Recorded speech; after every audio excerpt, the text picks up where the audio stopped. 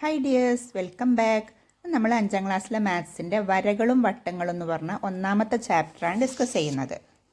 അപ്പോൾ നോക്കൂ, ഈ ചിത്രത്തിൽ ഒരുപാട് ആകൃതികളും വരകളൊക്കെ കാണുന്നില്ലേ? അപ്പോൾ അതുപോലെയൊക്കെ വരയ്ക്കാൻ വേണ്ടിയിട്ട് ആദ്യം നമുക്ക് തന്ന അളവിൽ ഒരു ചതുരം വരയ്ക്കാൻ വേണ്ടിയിട്ട്, അതായത് സ്കെയിലും മട്ടവും ഉപയോഗിച്ചിട്ട് എങ്ങനെ ഒരു ചതുരം വരയ്ക്കാമെന്ന് നോക്കാം. അപ്പോൾ അതിന് വേണ്ടിയിട്ട് സ്കെയിലിൽ നമ്മളിപ്പോൾ തന്നിട്ടുള്ള അളവ് എന്താണ്?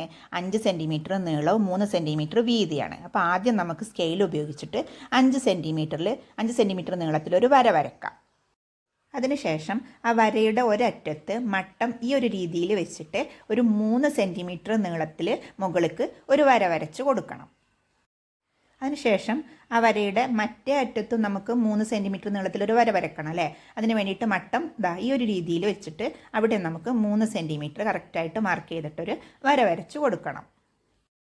അപ്പോൾ നമുക്ക് എന്താവും, ആ ഒരു ചിത്രത്തിലുള്ള 3 വശങ്ങൾ കറക്റ്റായിട്ട് കിട്ടൂലേ? താഴെ 5 സെൻറ്റിമീറ്റർ ആണ്, സൈഡിൽ രണ്ടും 3 സെൻറ്റിമീറ്റർ വീതമാണ്. ഇനി മുകളിൽ നമുക്ക് എന്ത് ചെയ്താൽ മതി? സ്കെയിൽ വെച്ചിട്ട് ആ രണ്ടറ്റവും കൂട്ടി യോജിപ്പിച്ച് വരച്ചാൽ മതി. അപ്പോൾ അത് എത്രയായിരിക്കും?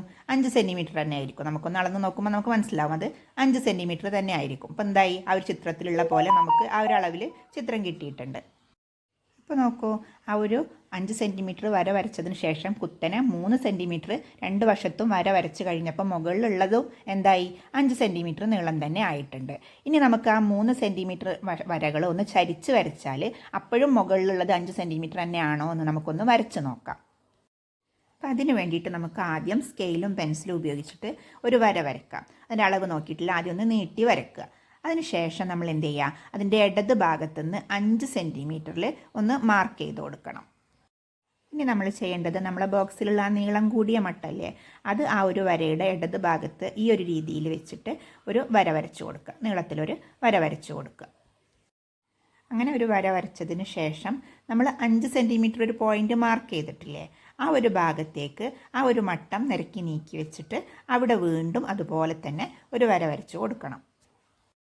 അതിനുശേഷം നമുക്ക് ആ ചരിഞ്ഞ വര രണ്ടിലും ഒരു 3 സെൻറ്റിമീറ്റർ വീതം മാർക്ക് ചെയ്യണം. 3 സെൻറ്റിമീറ്റർ അല്ല സൈഡ് വശം തന്നിട്ടുള്ളത്, അതുകൊണ്ട് തന്നെ 3 സെൻറ്റിമീറ്റർ വീതം നമുക്കൊന്ന് മാർക്ക് ചെയ്ത് കൊടുത്തിട്ട് ബാക്കിയുള്ള ഭാഗമൊക്കെ ഒന്ന് മായ്ച്ച് കളയാം. ഇനി അതിൻ്റെ മുകൾ വശം നമുക്കൊന്ന് യോജിപ്പിച്ച് കൊടുക്കാം അല്ലേ? അപ്പോൾ നോക്കൂ, മുകളിലുള്ള ആ ഒരു ഇതിൻ്റെ അളവും നമുക്ക് എത്ര തന്നെയാണ് കിട്ടുന്നത്? 5 സെൻറ്റിമീറ്റർ തന്നെയാണ് കിട്ടുന്നത്. താഴെയുള്ള 5 സെൻറ്റിമീറ്റർ തന്നെയാണ് മുകളിൽ വരയ്ക്കുമ്പോൾ നമുക്ക് കിട്ടുന്നത്. ഇനി ഇതുപോലെ തന്നെ നമുക്ക് ആ ഒരു ബോക്സിലുള്ള മറ്റ് മട്ടങ്ങൾ ഉപയോഗിച്ചും വരച്ച് നോക്കാം. അതായത് ഈ ഒരു രീതിയിൽ ഒരേ രീതിയിൽ ചെരിവ് വരുമ്പോൾ മുകളിലും താഴെയുള്ള അളവ് എന്ത് തന്നെയായിരിക്കും? ഒരേ അളവ് തന്നെയാണ് കിട്ടുന്നത് എന്ന് നമുക്കിതിന്ന് മനസ്സിലാക്കാൻ പറ്റും. അപ്പോൾ നോക്കൂ, മുമ്പ് വരച്ച ഈ 2 ചിത്രങ്ങളിലും 5 സെൻറ്റിമീറ്റർ നീളത്തിൽ നമ്മൾ താഴെ വര വരച്ചിട്ട് മുകളിലേക്ക് ഒരേ അളവിൽ, അതായത് 3 സെൻറ്റിമീറ്റർ എത്രയായാലും ഒരേ അളവിൽ കുത്തനെ വരച്ചാലും ഒരേ വശത്തേക്ക് ചരിച്ച് വരച്ചാലും മുകളിലുള്ള വശത്തിൻ്റെ നീളം എന്ത് തന്നെയായിരിക്കും? 5 സെൻറ്റിമീറ്റർ തന്നെ ആയിരിക്കും. നമുക്ക് മനസ്സിലായില്ലേ? ഇനി നമുക്ക് എന്ത് ചെയ്യാം? ഇപ്പോൾ 2 വശങ്ങളും ഒരേ ഭാഗത്തേക്കാണ് ചരിച്ചത്. അത് 2 ഭാഗത്തേക്ക് ചരിച്ച് കഴിയുമ്പോൾ മുകളിലുള്ള വശത്തിൻ്റെ നീളം വ്യത്യാസപ്പെടുന്നുണ്ടോ എന്ന് നോക്കാം. അപ്പോൾ അതിന് വേണ്ടിയിട്ട് നമുക്ക് സ്കെയിലും പെൻസിലും ഉപയോഗിച്ചിട്ട് ആദ്യം 5 സെൻറ്റിമീറ്ററിലൊരു വര വരയ്ക്കാം അല്ലേ?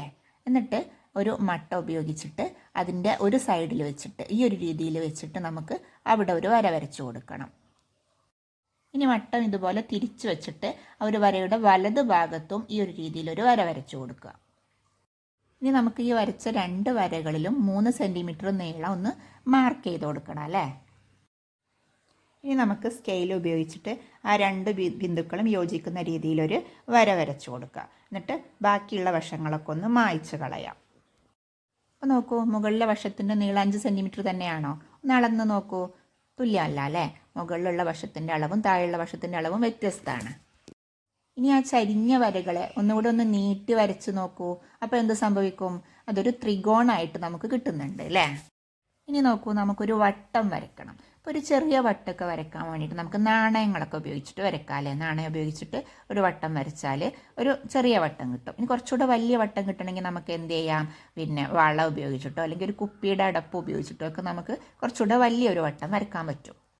ഇങ്ങനെ ചെറുതോ വലുതോ ആയിട്ടുള്ള വട്ടങ്ങൾ വരയ്ക്കാനുള്ള ഒരു ഉപകരണം നമ്മുടെ ജ്യാമിതി പെട്ടിയിലുണ്ട് അല്ലേ? ഏതാണ്? കോമ്പസ് എന്നാണ് അതിന് പറയുന്നത്. ഒരു വട്ടം വരയ്ക്കാൻ വേണ്ടിയിട്ട് ആ കോമ്പസിൻ്റെ മുന ഒരു ഭാഗത്ത് ഉറപ്പിച്ച് നിർത്തിയിട്ട് ആ പെൻസിലിൻ്റെ മുന ചുറ്റുഭാഗത്തായിട്ട് റൗണ്ട് ചെയ്ത് അതൊന്ന് കറക്കിയെടുക്കുകയാണ് വേണ്ടത്. അങ്ങനെ ആ ഒരു കറങ്ങുന്ന സമയത്ത് ആ ഒരു സഞ്ചാരത്തിൽ പെൻസിലിൻ്റെ മുന കോമ്പസിൻ്റെ മുനയായിട്ട് എപ്പോഴും ഒരേ അകലത്തിലായിരിക്കും ഉണ്ടാകുന്നത് അല്ലേ. അതായത് ഒരു നിശ്ചിത ബിന്ദുവിൽ നിന്ന് ഒരേ അകലത്തിൽ സഞ്ചരിക്കുന്ന മറ്റൊരു ബിന്ദുവിൻ്റെ പാതയാണ് എന്ത് വട്ടം അഥവാ വൃത്തം എന്ന് പറയുന്നത് അല്ലേ.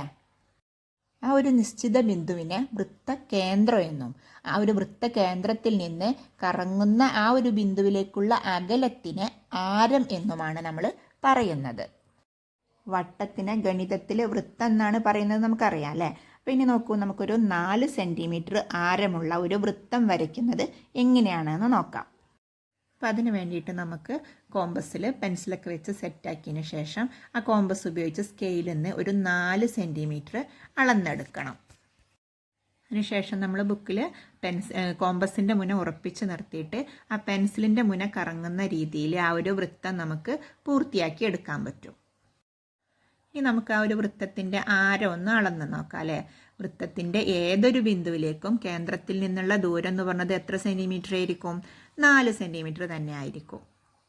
ഇതുപോലെ നമുക്ക് ആരം വലുതും ചെറുതുമായിട്ടെടുത്തിട്ട് വൃത്തം വലിയതും ചെറുതുമായിട്ടൊക്കെ വരയ്ക്കാവുന്നതേ ഉള്ളൂ അല്ലേ.